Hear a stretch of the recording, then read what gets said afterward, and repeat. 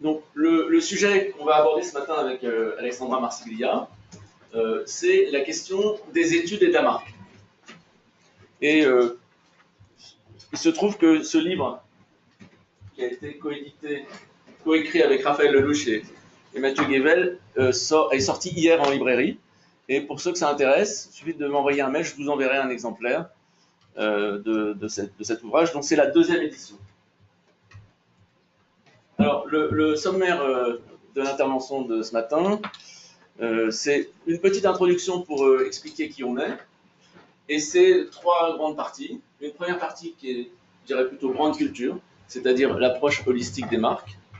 Une deuxième partie qui est plutôt brand content, c'est-à-dire le management du brand content. Et une troisième partie qui sera assurée par Alexandra sur la marque responsable. Tous les enjeux de pilotage de la marque responsable.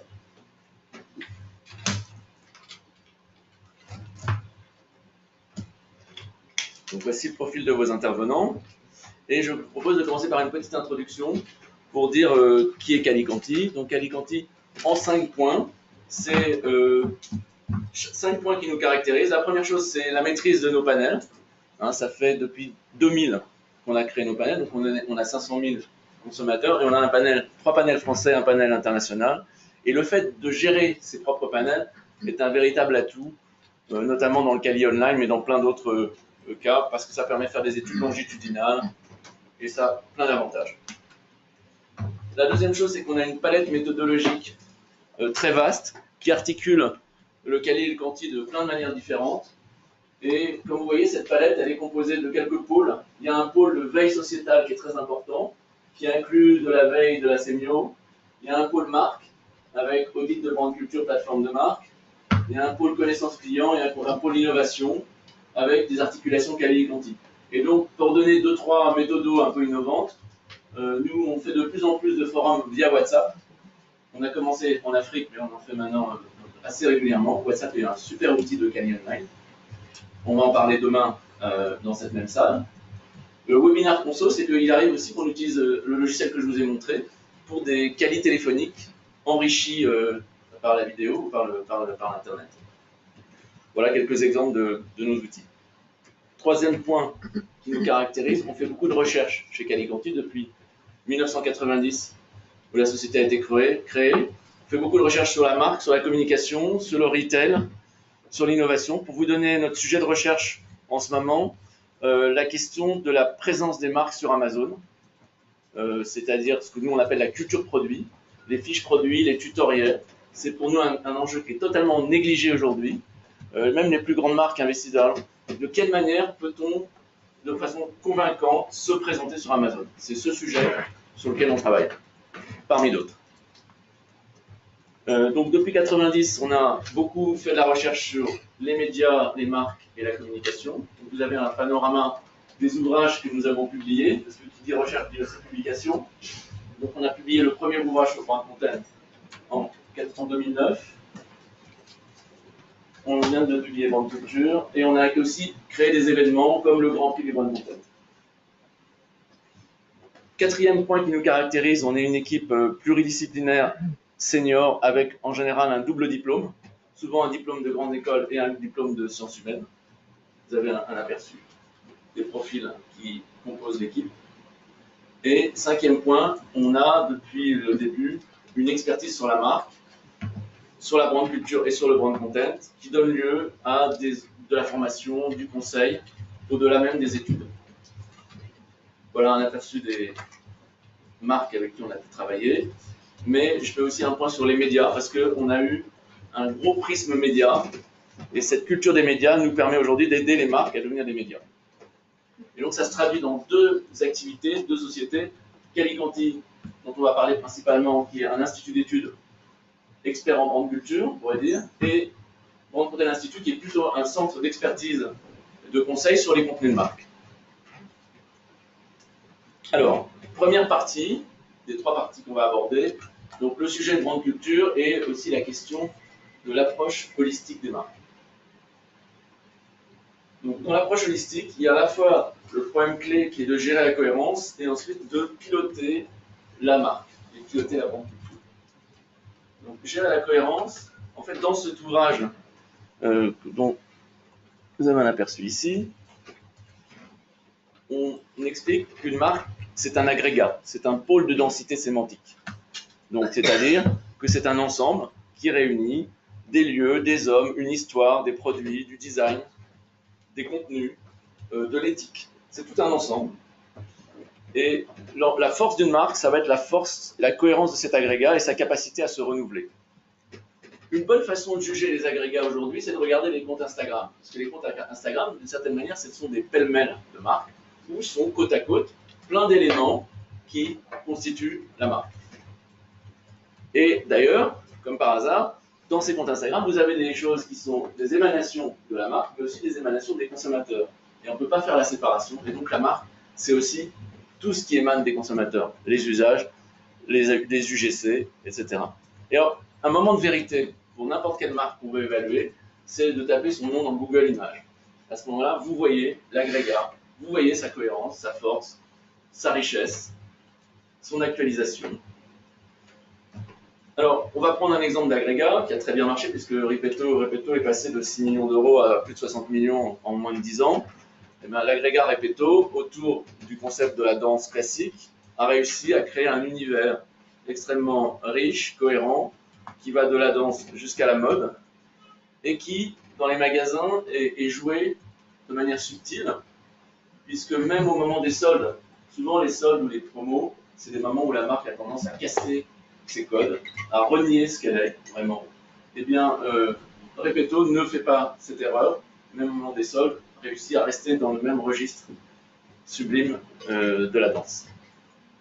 Donc, théorie de la brand culture, la marque est un agrégat, mais c'est un agrégat en interaction avec son environnement. L'enjeu, ce n'est pas uniquement de rester cohérent et de ne pas bouger, c'est aussi d'attraper les courants culturels. Dans le livre Brand Culture, on parle de la marque Orange, et une chose qu'on ne sait pas forcément, c'est que Orange, parmi les courants culturels qu'ils ont attrapés, il y a la cybersécurité. Ils sont numéro 1 en France de la cybersécurité, chose que ne font pas spécialement SFR ou Free. Et vous voyez, le fait qu'on se dise Orange est expert de la cybersécurité, pour quelqu'un qui est utilisateur d'Orange, ça peut être un élément de réassurance. Donc voilà un courant, parmi d'autres, qui a été capté par Orange. La brand culture s'exprime par des tas de canaux différents. Ces canaux, ce sera aussi bien la publicité, le produit, les contenus, mais aussi les éléments physiologiques. Les éléments, par exemple, la crème Nivea a un côté pâteux qui est typique de la marque Nivea, que vous retrouvez dans la mousse à raser, que vous retrouvez partout. Donc l'aspect physiologique, la texture, fait partie de l'identité de la marque. Nous, on pense que, par exemple, l'éclairage des magasins devrait être charté, parce qu'il y a une identité lumineuse extrêmement importante qui crée une ambiance et qui fait partie de l'image de marque. Et trop souvent, on a tendance à s'intéresser uniquement au discours de la marque et pas assez à ces éléments de type physiologique. Et puis, il y a aussi les aspects humains.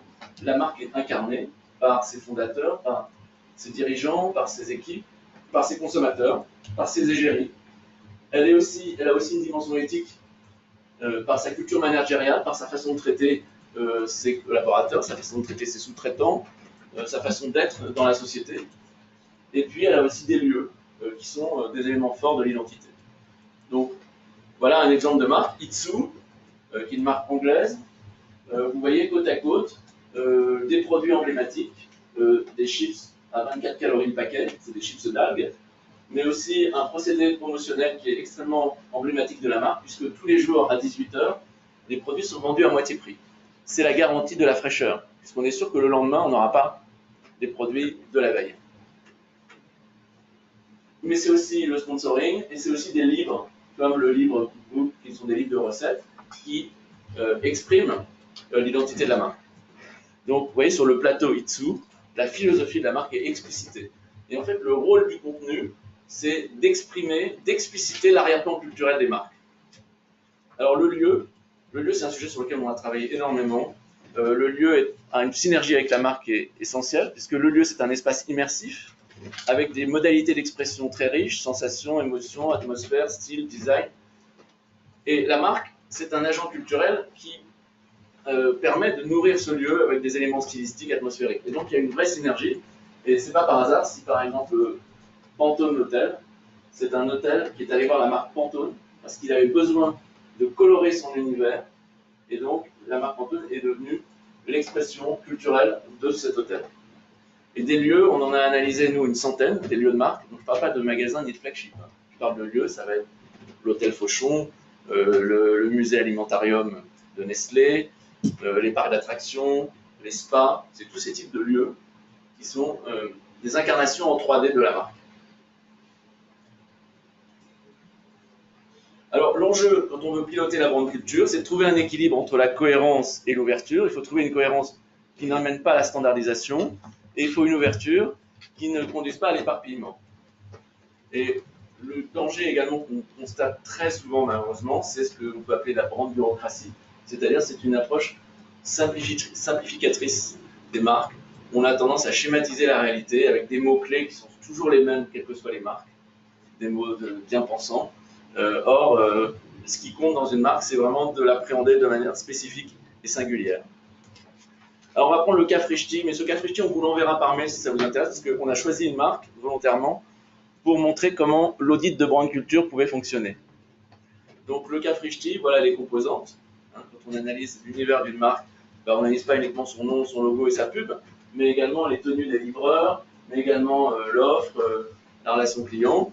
Et donc, dans l'audit de brand culture de Frischti, on a analysé le nom et on voit que le nom, il évoque des notions de simplicité, des notions de fraîcheur, des notions d'affectivité, puisque Ti a des connotations diminutives qui codent cette idée d'une cuisine faite avec amour et qui peut coder aussi l'innocuité alimentaire.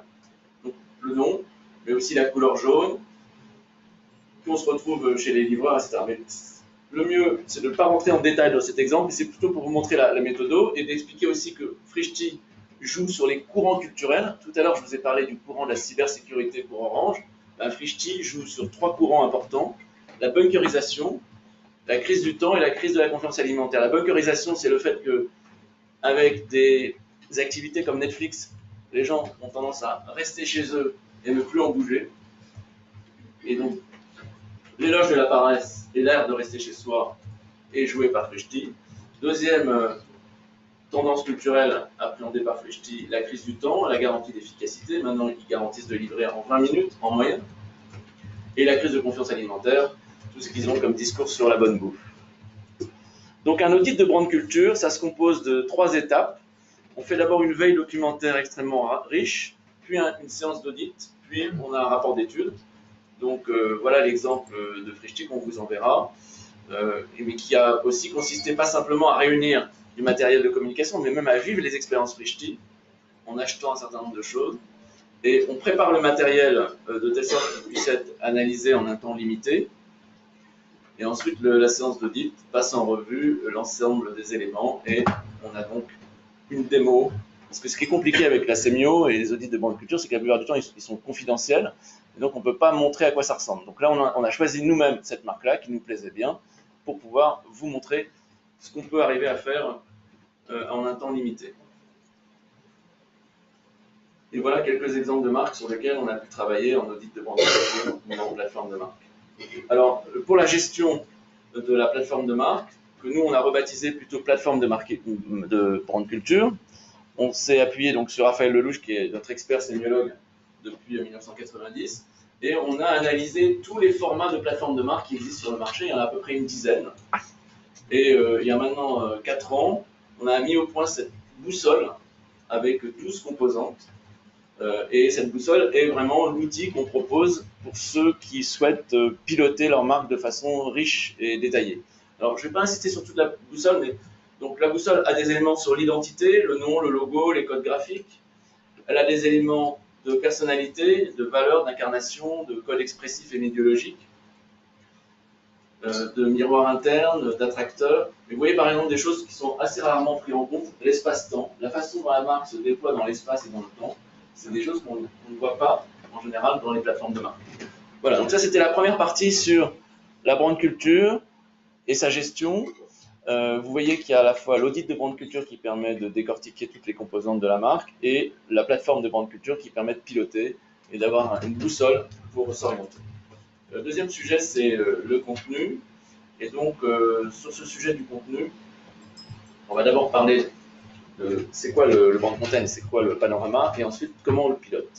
Donc le brand content, ça existe depuis plus d'un siècle. Voilà les exemples les plus anciens de contenu créés par des marques.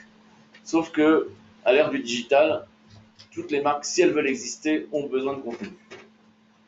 J'ai pris un exemple, je me plais bien parce que je vous ai parlé de la lumière tout à l'heure, c'est Philips Lighting. Donc Philips Lighting a des contenus qui sont organisés par marché. Il a des contenus sur les hôtels, sur les espaces publics, sur les bureaux.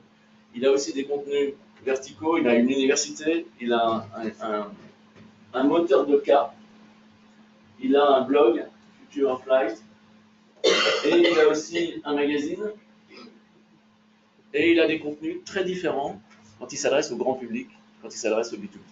Donc voilà un exemple de marque qui a un contenu à l'international, en France pas du tout, mais à l'international très riche. Pour continuer à parler du panorama des contenus, j'aime beaucoup cette typologie de YouTube. Est-ce que parmi vous, il y en a qui l'utilisent dans vos entreprises, cette typologie qui distingue Hero, Hub et Help? Est-ce qu'il y en a qui l'utilisent parmi vous? Oui? Il y en a d'autres encore? Une personne, c'est tout? Bon, c'est une typologie qu'ils ont développée il y a 2 ans, 3 ans maintenant, et qui est intéressante parce que souvent, on ne parle que des Hero Content, c'est-à-dire les contenus spectaculaires qui sont là pour buzzer. Et on a tendance à négliger les contenus Hub, qui sont les contenus réguliers, les contenus qui suscitent des abonnements, typiquement les newsletters, et les contenus Help, que sont par exemple les tutoriels ou les fiches produits. Hein, et les contenus Hero, qui sont les contenus qu'on voit le plus parce que c'est ceux qui font l'objet de prix et que les agences revendiquent, c'est les contenus spectaculaires, ils ont tendance à cacher la forêt des autres contenus, qui sont peut-être moins spectaculaires, mais ils sont souvent beaucoup plus efficaces, assez pertinents, qui sont les contenus qui génèrent des abonnements et les contenus qui répondent à des requêtes, contenus Help ou hygiène. Nous, la philosophie qu'on développe vis-à-vis du contenu, c'est l'idée que toute marque doit mettre en place un écosystème de contenu cohérent, enthousiasmant, riche de sens, pensé à long terme, permettant de démultiplier l'efficacité de chaque levier d'activation. Et c'est surtout de lutter contre un défaut omniprésent qu'on peut illustrer par la petite fille aux allumettes. C'est cette idée des opérations successives qu'on gratte les unes après les autres. On allume, elle s'éteint, on allume, elle s'éteint. Alors que ce qui compte, c'est le foyer global qu'on a construit dans la durée, c'est la bibliothèque, la bibliothèque de contenu. Et dans notre vision éditoriale, on a tendance à passer en revue l'ensemble des contenus, y compris les contenus liés aux produits, les contenus lead, les contenus CRM, médias sociaux, native ad, brand entertainment, les contenus éducatifs, immersifs, les contenus d'entreprise, y compris les contenus collaborateurs, les contenus sponsoring, artistiques et les lieux. Si vous prenez l'ensemble de ces contenus, c'est comme ça que vous avez une bonne intelligence de la fameuse bibliothèque de contenu de l'écosystème. Et alors, un exemple qui est particulièrement bien réussi, c'est Thermomix. Parce que Thermomix est ultra performant sur le marché des robots culinaires, pas simplement par sa technologie, mais aussi parce qu'il a un écosystème d'accompagnement autour de ces objets, que ce soit par les personnes qui font les dégustations, que ce soit par les recettes fabriquées par les utilisateurs, qui est essentiel. Et dans l'écosystème, il y a de plus en plus les recettes embarquées dans la machine. Donc ce n'est pas des recettes à côté du produit. Les recettes font partie prenante dans le produit. Mais aussi des lieux, puisque depuis maintenant 1 an et demi, ils ont un atelier culinaire. Je vous invite vraiment à faire l'expérience entre 12h30 et 1h30. Quelqu'un parmi vous l'a déjà fait ici? Non. Bon, bah, c'est gratuit, c'est tout près d'ici, c'est à côté de l'Opéra.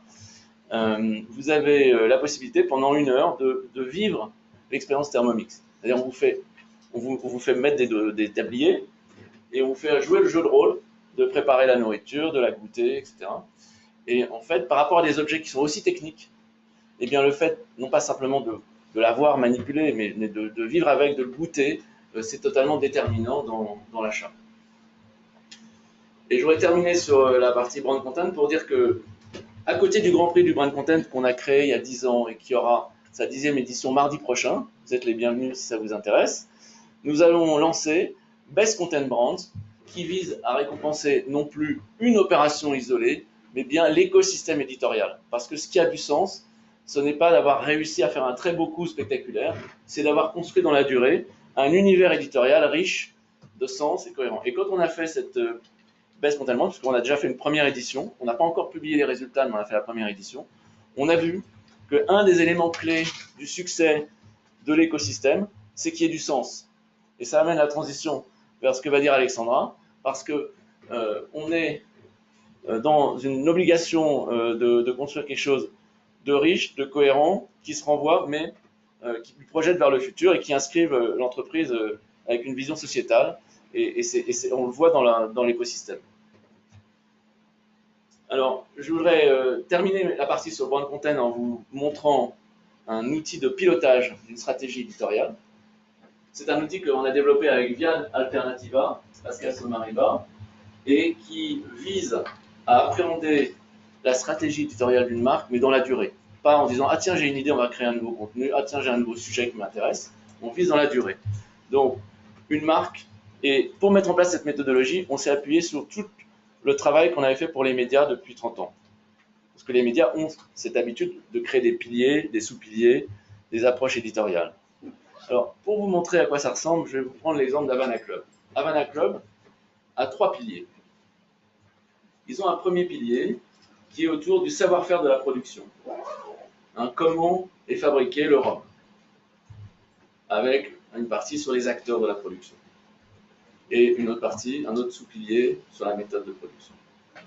Ils ont un deuxième pilier sur les produits et leur dégustation, avec un sous-pilier sur la mixologie, évidemment le Morito.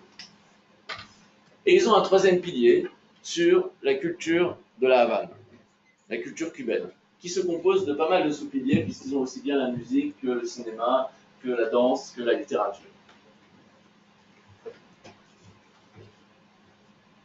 Et dans cette culture de la Havane, ils ont un sous-pilier qui est l'histoire de la marque. Il faut savoir qu'Havana Club est détenu à 50% par l'État cubain. Et à la fin, qu'est-ce qui se passe quand on a compris ça? On voit que la stratégie d'Havana Club, c'est une vraie stratégie globale, ce n'est pas des coups à droite à gauche. Cette stratégie globale, elle vise à capitaliser sur le mythe de Cuba pour créer une différenciation et créer un univers attractif. Il y a 3 piliers qu'on a vus, savoir-faire de production, utilisation et mythe cubain. Mais ce qui est particulièrement réussi dans le cas d'Havana Club, c'est l'exigence sur la curation des artistes. C'est-à-dire qu'ils n'ont pas du tout fait à la légère le travail de sélection des artistes et le travail d'encouragement et de stimulation. Et d'ailleurs, si vous allez dans les pop-up stores que chaque année Havana lance à Paris, vous voyez qu'il y a des artistes en résidence qui fabriquent des décors, qui fabriquent des fresques, qui accompagnent tout le mouvement. Et c'est ça le succès d'Havana. C'est le fait que leur stratégie éditoriale, ce n'est pas du TOC, c'est penser dans la durée. Ça fait maintenant plus de 15 ans qu'ils ont créé Havana Cultura et qu'ils font ce travail de curation. Et donc vous voyez par rapport à des opérations éditoriales isolées, l'intérêt d'avoir cette approche holistique. Et donc la méthodologie consiste à avoir à la fois une mission, un périmètre. Je ne vais pas vous détailler dans le détail, mais l'important c'est de faire en sorte que ce contenu il soit à la fois exigeant, original, mais aussi relié aux valeurs de la marque. Aussi à avoir en tête concernant cette méthodologie de stratégie éditoriale, c'est l'approche éditoriale. C'est-à-dire qu'une fois que vous avez choisi vos piliers qui sont en gros vos thématiques et vos sous-thématiques, ce qui va compter, c'est l'approche éditoriale. C'est-à-dire, est-ce que vous allez avoir une approche ludique, humoristique, de coach, de conseil, une approche esthétique, une approche collaborative. Donc vous voyez, il y a dans la méthodologie ce mélange entre capacité d'isoler, de connaître les piliers et de définir l'approche éditoriale. Je vais maintenant passer la parole à Alexandra sur les marques responsables. Bonjour à tous. Déjà ravie d'être ici. Juste un mot sur mon parcours. Ça fait une dizaine d'années que je travaille chez Calicanti. Je suis directrice d'études qualitatives, essentiellement sémiologique, un peu quanti. Et j'ai complété mon parcours avec une formation à Centrale Supélec sur le pilotage durable des marques. Donc une formation sur la compréhension des modèles et des stratégies RSE des entreprises. Donc je pense que c'était important de compléter les méthodologies autour de la grande culture et vraiment comprendre dans quelle mesure ce courant majeur qui est la responsabilité, la nécessité pour les entreprises et les marques de prendre la nécessité pour les entreprises et les marques de prendre leurs responsabilités aujourd'hui et de voir dans quelle mesure des nouvelles méthodologies qui croisent expertise RSE et responsabilité et études peuvent être pertinentes. Alors déjà, premier point, rapidement, parce que je pense qu'on est tous assez d'accord sur le sujet. Pourquoi l'entreprise responsable? Aujourd'hui, l'entreprise, elle est bien évidemment, on le voit, sous pression, sous des pressions multiples, la pression des investisseurs et des donneurs d'ordre, qui demandent de plus en plus de justifications. La pression légale, on le voit très récemment avec la loi PACTE, qui intègre dans la définition d'une société sa responsabilité, une responsabilité sociale et environnementale. De la part des consommateurs, avec de plus en plus d'exigences, de plus en plus d'attentes des consommateurs, des attaques des ONG, des riverains des usines qui vont potentiellement voilà, se battre ou être mécontents de l'arrivée d'une entreprise sur un territoire. Des collaborateurs, bien évidemment, avec des collaborateurs qui sont de plus en plus en attente d'une prise en compte de la part des entreprises, du bien-être des salariés notamment. Des fournisseurs, il faut savoir qu'aujourd'hui, quotidiennement en Chine, il y a des grèves dans les usines. Donc il y a vraiment aujourd'hui une poussée de la part de la société civile, de l'ensemble de l'écosystème de l'entreprise pour l'inciter à prendre ses responsabilités. Et bien sûr, des enjeux géophysiques et géopolitiques de la planète qui ont un impact direct sur les enjeux auxquels est confrontée une entreprise, ne serait-ce qu'en termes d'approvisionnement. Alors, en quoi la marque est-elle concernée? Alors, la marque, c'est l'interface commerciale de l'entreprise. Donc, la marque, quand l'entreprise va avoir un souci, la marque va prendre de front toutes ces problématiques auxquelles est confrontée aujourd'hui l'entreprise. Avec les réseaux sociaux, il y a une porosité telle que de plus en plus de scandales peuvent potentiellement entacher la marque. On le voit avec je pense que ce type de data, vous les connaissez, sur la défiance croissante des consommateurs envers les grandes entreprises. On était à 48,3% de confiance globale dans les grandes entreprises en 2010, on est à 27% aujourd'hui. Donc une vraie problématique de défiance envers les marques. Et une forte attente en parallèle. Alors, si les consommateurs sont défiants envers les marques, ils sont également en très forte attente de la part des entreprises d'une prise en charge forte de leurs responsabilités avant même les États. Les consommateurs, les citoyens se rendent bien compte qu'aujourd'hui, les entreprises, c'est elles qui ont le pouvoir, c'est elles qui ont de l'argent et les capacités de changer les choses. Et donc, il y a cette attente en premier lieu et on voit que le consommateur, l'individu, il arrive en troisième. Parce qu'effectivement, le consommateur, il arrive en troisième, notamment dans les secteurs qui les concernent directement. Avec une attente très très forte qui reste majoritaire sur les secteurs de l'alimentation, de l'hygiène beauté, du textile, où ils sont prêts à consommer, à payer plus cher, entre 5 et 30% de prix en plus. Pour quelle raison? Parce que ça les concerne eux directement, on ne parle pas de la planète, on parle de eux directement, de leur santé, de leurs problématiques et des problématiques et de la santé de leur entourage. Sur le textile, on est aussi sur des sujets ce sont des produits qui sont du quotidien, c'est des produits qu'on achète énormément et on voit aujourd'hui qu'il y a une montée des attentes sur le textile liées à tous les scandales autour de la destruction des stocks, des invendus de sociétés comme Inditex et autres. Alors oui, ce que je disais, c'est que les individus sont prêts à agir, mais quand même un peu moins que les entreprises ou les États. Ils sont prêts à changer de comportement de consommation, mais dans une certaine mesure. Ils sont prêts à consommer autrement, des produits éco-labellisés, des produits certifiés éthiques, locaux, moins polluants, à 52,9%, on voit la tendance qui augmente. Après, ils sont un peu moins prêts à ne plus consommer de produits ou services superflus ou de réduire leur consommation en général. Ça, c'est des datas qui datent de 2017 du baromètre Inflex. Une étude Kantar de mars 2019 sur les tendances de la consommation montre qu'aujourd'hui, il y a une vraie inflexion avec, de façon assez historique, une volonté une baisse de la consommation des produits, une baisse des produits de grande consommation au premier trimestre 2019. Alors potentiellement lié au mouvement des Gilets jaunes aussi. En tout cas, il y a peut-être les prémices d'une volonté de consommer un peu plus sobre qui commence à arriver. Alors que font les entreprises par rapport à cette situation?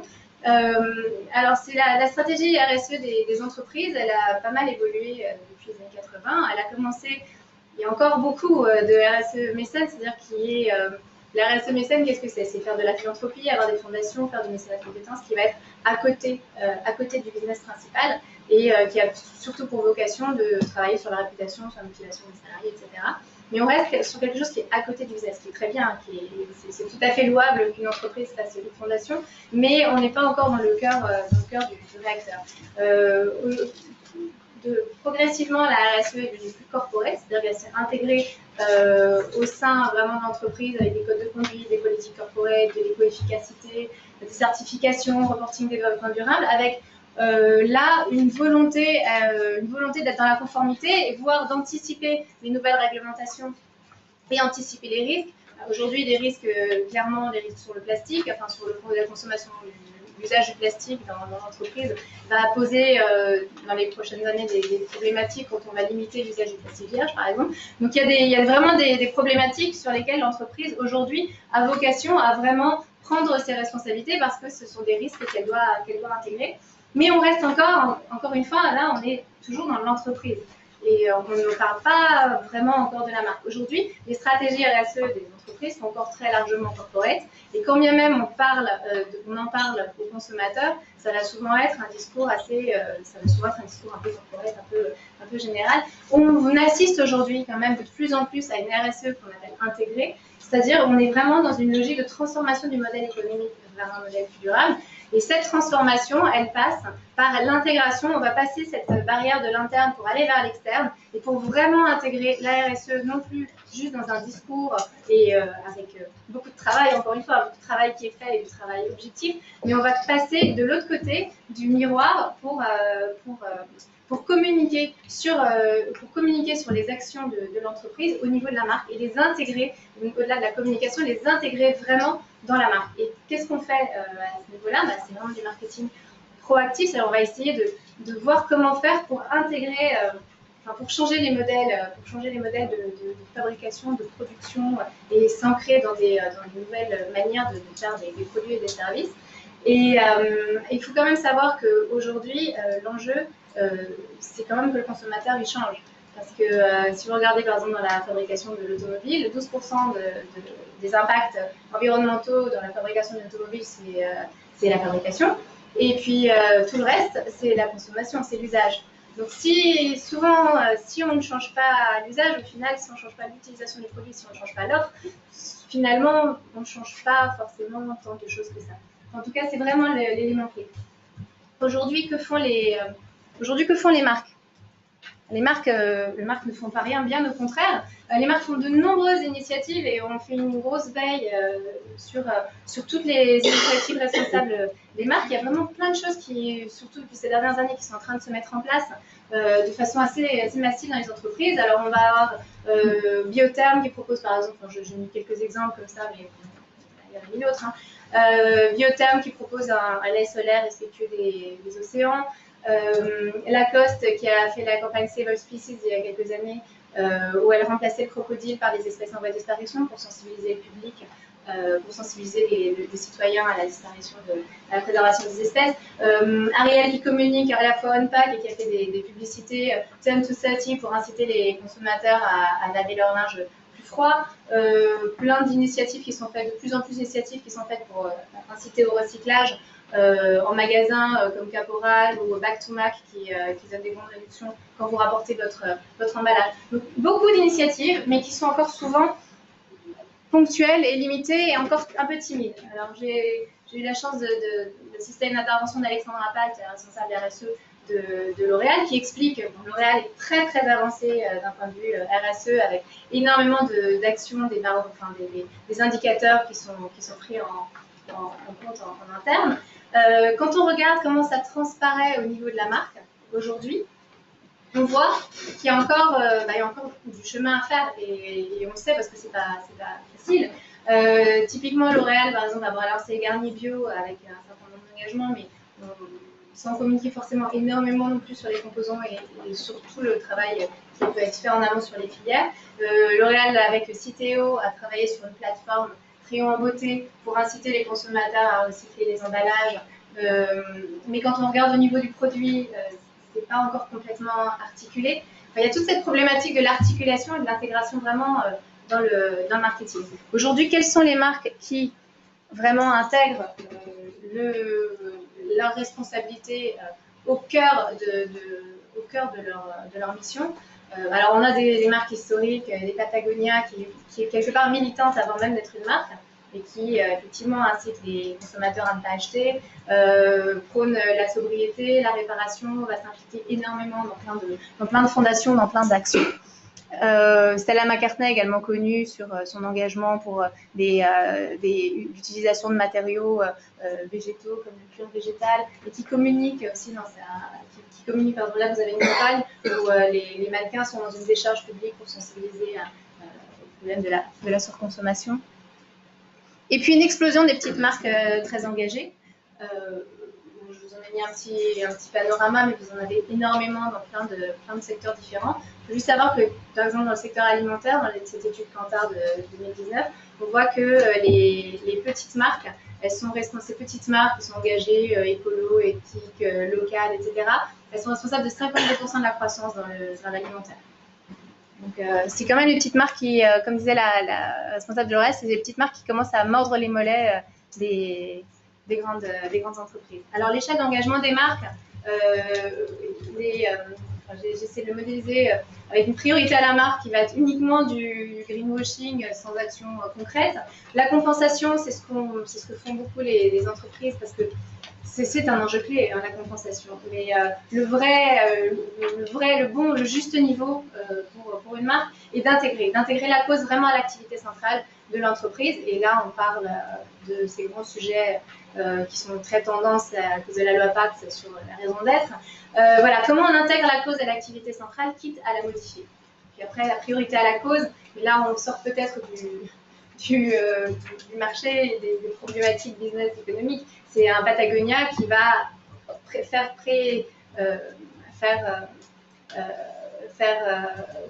privilégier la cause à la marque elle-même. Donc cette problématique d'intégration, on comprend bien qu'elle est plus simple pour une marque qui vient de se créer et qui a ça comme ADN, plutôt qu'une grande entreprise historique qui doit mettre en place un grand nombre d'actions en interne pour évoluer, pour changer. Alors aujourd'hui, on est clairement sur un nouveau modèle de marque qui est encore en construction, avec même le vocabulaire n'est pas vraiment stabilisé, marque engagée, marque responsable, responsabilité sociétale des marques, marque positive.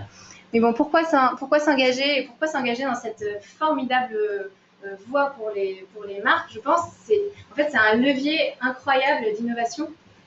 On le voit avec des marques comme Lush qui sont les inventeurs de ces cosmétiques solides. Vous avez récemment, je pense que vous avez dû voir l'exemple de Bocage, l'atelier Bocage, qui propose la location de chaussures tous les 2 mois pour 29 € par mois. Vous pouvez changer de paire de chaussures tous les 2 mois.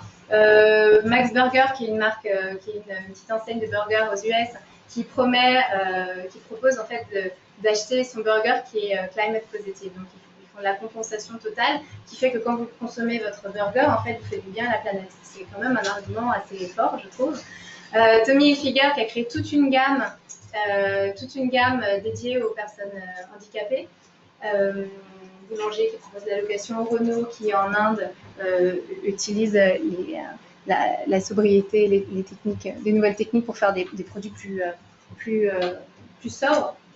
Alors pourquoi s'engager? Le ROI du green business, c'est sûr, il est compliqué à calculer parce que on est sur des temps qui sont quand même sur du moyen à du long terme. On est en train de transformer quand même des modèles d'entreprise. Je vous invite quand même à lire ce livre Green Giants de Freya Williams, qui analyse, qui décortique des cas de business de grandes entreprises qui ont su transformer leur modèle de façon très successful, comme un Unilever, Whole Foods, Chipotle, qui vraiment s'est ancré. Chipotle, c'est positionné, c'est comme une marque de fast-food qui s'est positionnée sur du sourcing complètement local, hyper clean, et c'est des marques qui fonctionnent vraiment très bien. Quand on regarde des campagnes, j'ai parlé avec une agence, la Link Up Factory, je ne sais pas si vous connaissez, qui travaille aussi à accompagner les marques qui est une agence responsable.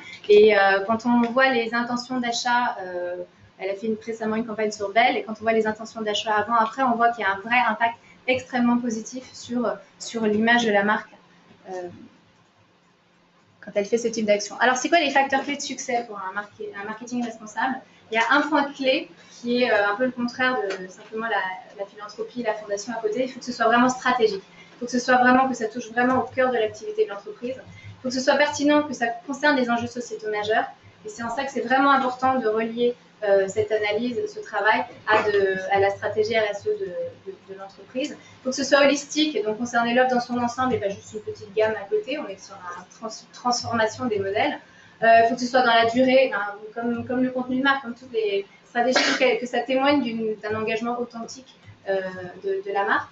Il faut que ce soit singulier et c'est en ça qu'une analyse de la brand culture de la marque pour tirer les fils de la responsabilité singulière, appropriable à la marque, si on est indispensable, et collaboratif à l'ère des marques qui rentrent en conversation avec leurs consommateurs. Il y a un vrai enjeu majeur à intégrer les consommateurs à la fois comme levier d'innovation pour identifier des nouvelles pistes d'innovation et comme levier d'adhésion aussi.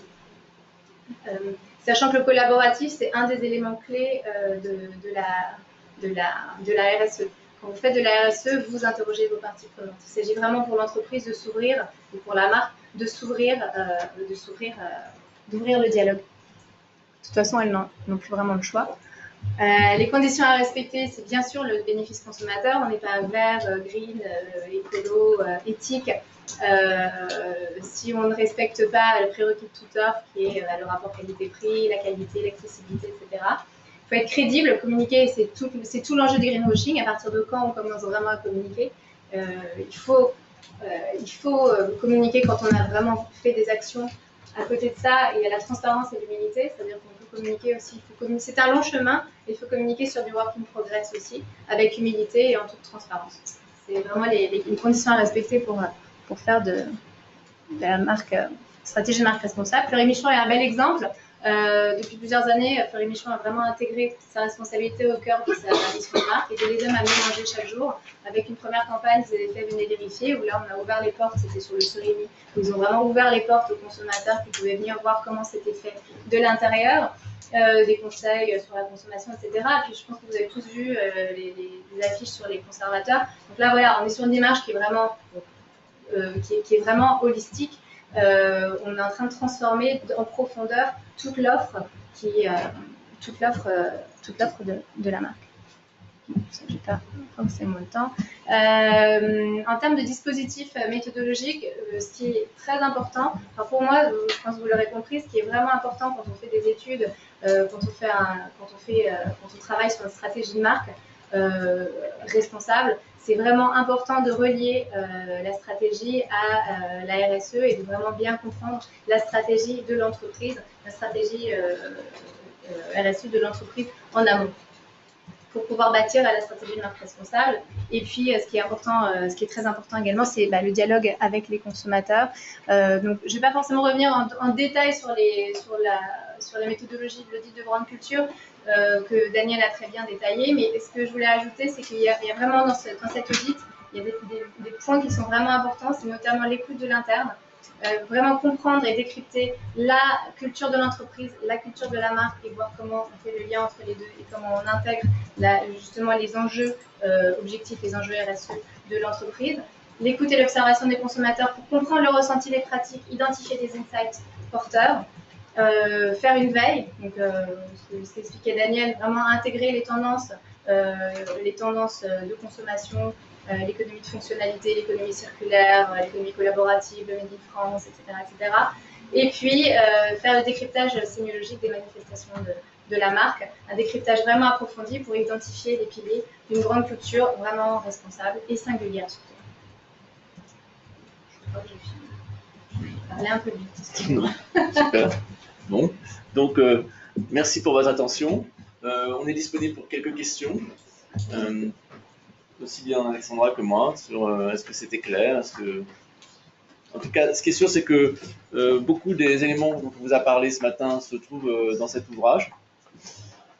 Et dans le cas de Frischti, vous verrez un bel exemple d'audit de grande culture. Est-ce que vous avez une première question? Sinon, j'ai un petit bonus éventuel, mais je voudrais vous laisser la place pour... Nada? Non, merci, c'était très intéressant. Et juste une toute petite question pour Alexandra. Dans les facteurs de succès d'une vraie politique de RSE, j'imagine que vous n'avez pas mis à part l'authenticité, mais je pense que c'est un fil conducteur. Et la question, c'est comment on pourrait la mesurer? Est-ce qu'on pourrait imaginer un baromètre de l'authenticité? Alors l'authenticité, effectivement, ça participe de plusieurs éléments. L'authenticité, c'est une démarche qui va être à la fois holistique et dans la durée et transparente. Enfin, l'authenticité, c'est la cohérence entre les faits et enfin, ce que vous faites et ce que vous dites. Donc déjà, ça c'est important. Et au-delà de ça, c'est l'importance c'est la persévérance dans le temps et les moyens que vous y mettez. C'est pas juste une action ponctuelle.